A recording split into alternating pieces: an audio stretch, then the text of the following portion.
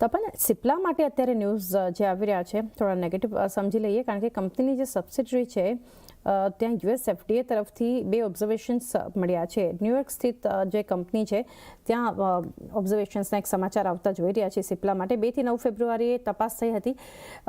US FDA આપણે જાણીએ છીએ કે એક ચેલેન્જ ફાર્મા કંપનીઓ માટે તો સતત રહે છે, પરંતુ કઈ રીતે આને જોવું જોઈએ અને સિપ્લાના ફંડામેન્ટલ લોંગ ટર્મ માટે આ કંપની કેવી છે? આમાં તમે જો તો ખાસ સ્ટોક સારો એવો પડી પણ ગયો છે અને યુએસનું જે પ્રાઇસિંગનું પ્રેશર છે આપણને વિઝિબલ છે. ઓફકોર્સ તમે જેમ કીધું કે યુએસ એફડીએનું જે કમ્પ્લાયન્સ રિસ્ક છે અને રહ્યા છે આ બધી ફાર્મા કંપની માટે, પણ એ આગળ જઈને રિઝોલ્વ પણ થાય છે.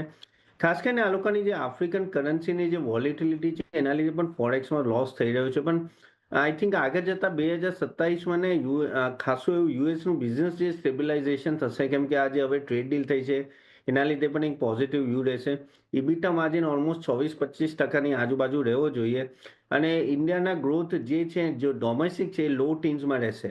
નવા લોન્ચીસ એ લોકો એક્સેલરેટ કરી રહ્યા છે. એટલે મેઇન સ્ટ્રોંગ ડિપાર્ટમેન્ટ છે જે ઇન્ડિયન ફોર્મ્યુલેશન જે ફ્રેન્ચાઇઝી છે ત્યાં આઈ થિંક સારું એવું આપણે કહેવાય ને કે એક્સપાન્શન થઈ રહ્યું છે અને ઓવરઓલ હેલ્થી બેલેન્સ શીટ છે. બેલેન્સ શીટ તમે જો તો ખાસી હેલ્ધી છે અને આ લેવલે આઈ થિંક હું ઘણો પોઝિટિવ છું, કેમ કે અગર તમે જો વેલ્યુએશન પણ એક આઈ થિંક ઠીકઠાક છે. તો ઓફકોર્સ આ લેવલે પણ આઈ થિંક કોઈને ઇન્વેસ્ટ કરવું હોય લોંગ ટર્મ માટે, ઓફકોર્સ શોર્ટ ટર્મ માટે ને તો નિવેશ કરી શકે એમ છે. લોંગ ટર્મ માટે એક રોકાણ અહીંથી કરી શકો છો. એક વ્યૂ પોઝિટિવ બનતો જોઈ રહ્યા છે સિપ્લા માટે.